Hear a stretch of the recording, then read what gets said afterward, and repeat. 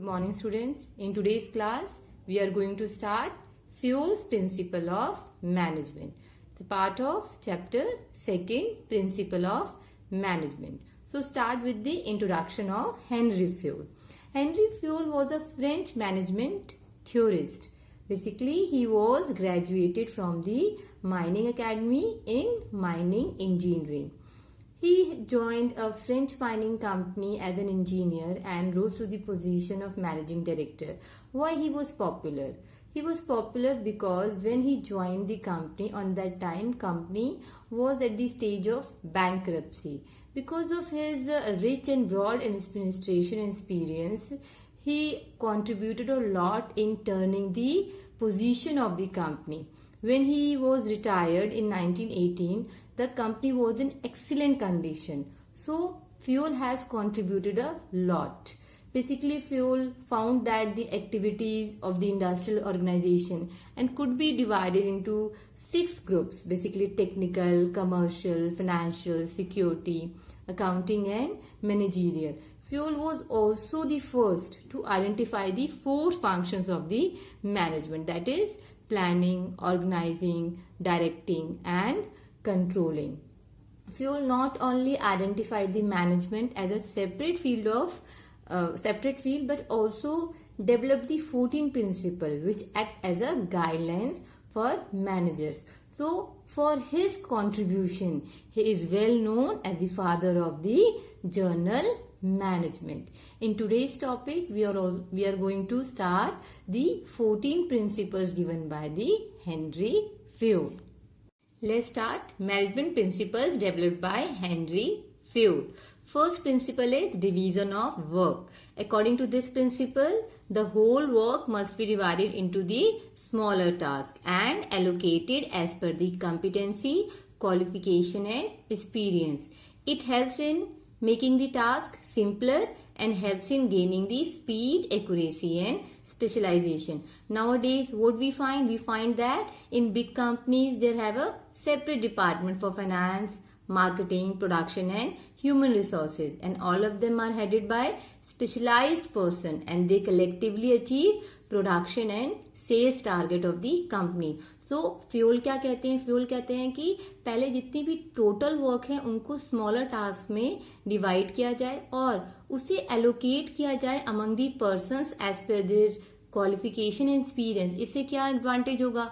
जो अपनी क्वालिफिकेशन के और एक्सपीरियंस के अकॉर्डिंग काम करेगा तो डेफिनेटली उसके लिए वो काम सिंपलर है और वो बार बार रिपीट करेगा उसी काम में, तो क्या हो जाएगा? परफेक्शन हो जाएगी उस काम में उसकी. तो it helps in increasing the specialisation. So now what the advantage of division of work? It leads to the specialization as work is divided as per the qualification, and it also helps in increasing the efficiency as the same work is performed repeatedly. Now let's understand through an example. Nowadays we find that a bank involves in several operations like collection of cash, payment, issue of checkbooks, etc. All of these tasks are performed by different persons. So what the advantage of that? It helps in improving their efficiency and makes them specialized in their respective fields. So this is division of work. Now a second principle, authority and responsibility. What is authority? Authority is basically the right to give orders to subordinate. And what is the responsibility? Responsibility is the duty which subordinate is expected to perform. So what Fayol says? Fayol says that there should be parity between authority and responsibility. So Fayol क्या कहते हैं कि authority and responsibility में balance होना चाहिए. Before that, I would like to tell you about authority.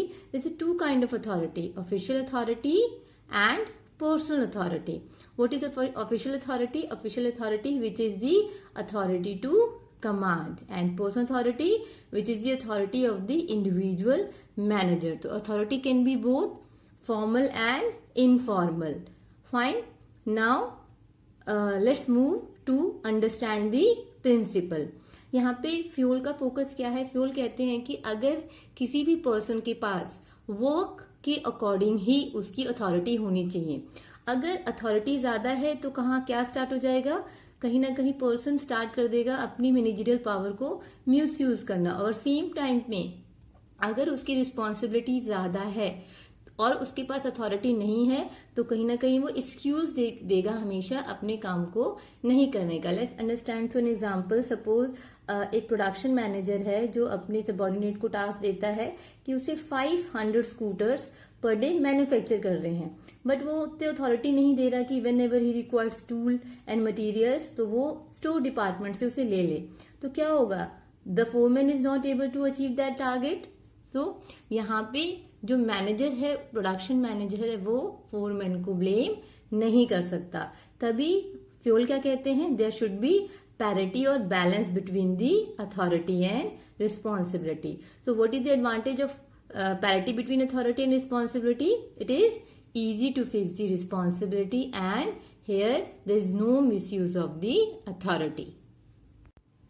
Now third principle is principle of discipline.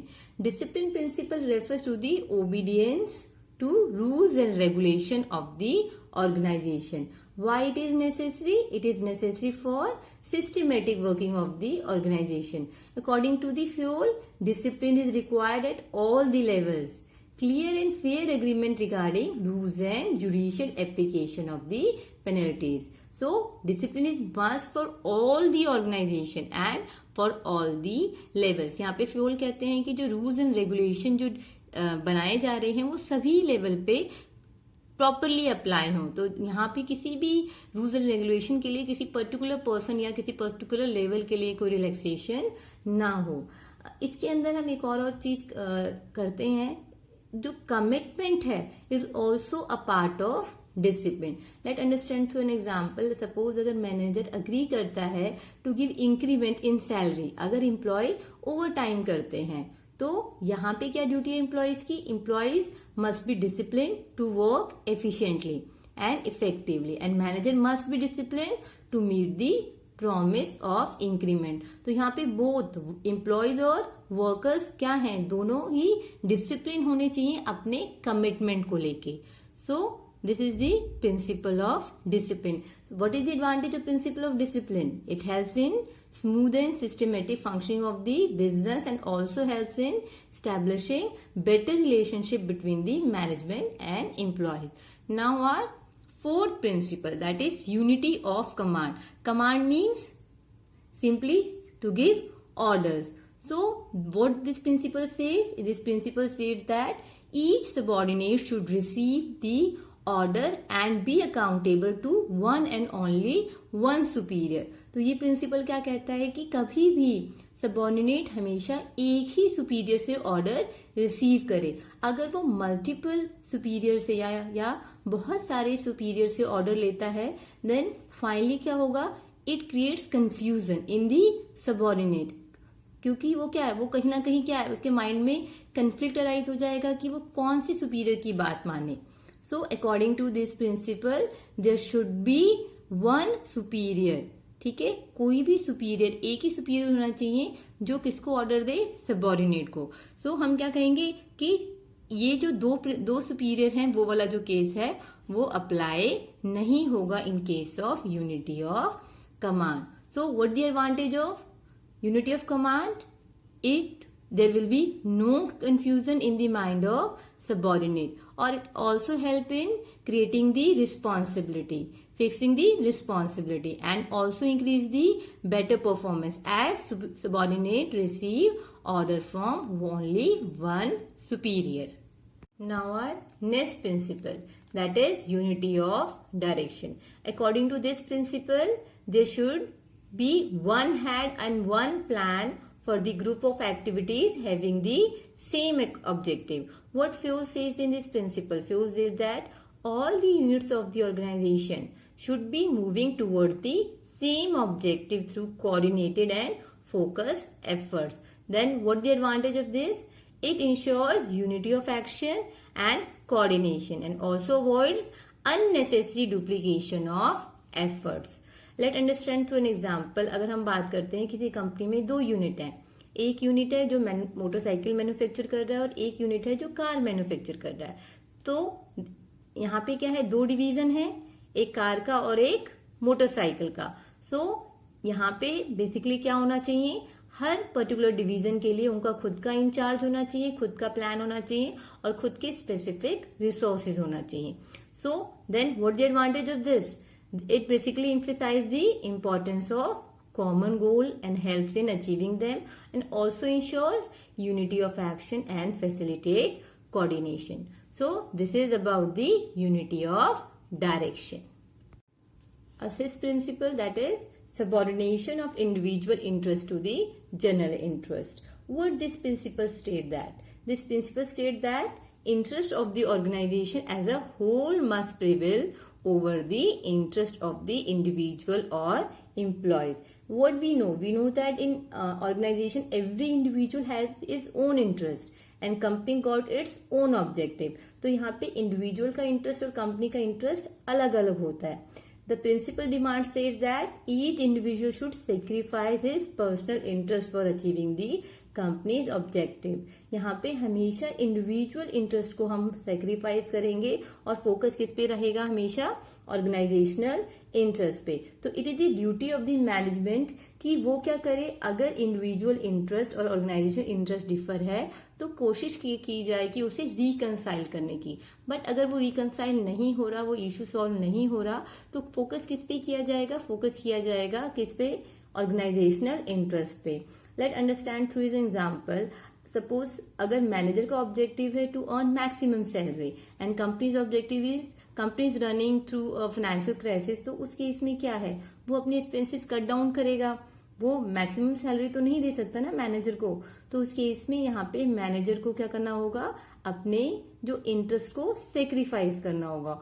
Although manager can recover his interest, जब वो कहीं ना कहीं ऑर्गेनाइजेशन रिकवर कर लेगा अपनी फाइनेंशियल क्राइसिस सिचुएशन से. So basically purpose of this principle is that कि कभी भी इंडिविजुअल गोल को सेक्रीफाइस किया जाएगा in respect to general interest, और हमेशा इंडिविजुअल को डायरेक्ट किया जाएगा कि वो किस पे फोकस करे, जनरल इंटरेस्ट और ऑर्गेनाइजेशनल इंटरेस्ट पे. तो what the advantage of this principle, basically it helps in achieving the goals of the organization and also brings the coordination between individual and organizational objective. Now our next principle, that is remuneration of employees. Remuneration means salary. According to this principle, overall pay and compensation should be fair for both employees and the organization. Both employees and the organization means employees को भी उतनी salary मिले जिससे वो अपना at least reasonable standard of living maintain कर पाए, and employer के लिए उसकी with in the paying capacity हो कि वो उतना पे कर पाए. What the advantage of is that? It will ensure the congenial atmosphere and good relation between the workers and the management. It's also duty of the company या responsibility of the company कि अगर वो maximum profit earn कर रहा है तो कुछ share वो employees को दे, the part of bonus. So उससे क्या होगा, कहीं ना कहीं worker satisfied रहेंगे. So what the advantage of remuneration of employees? It basically help in increasing the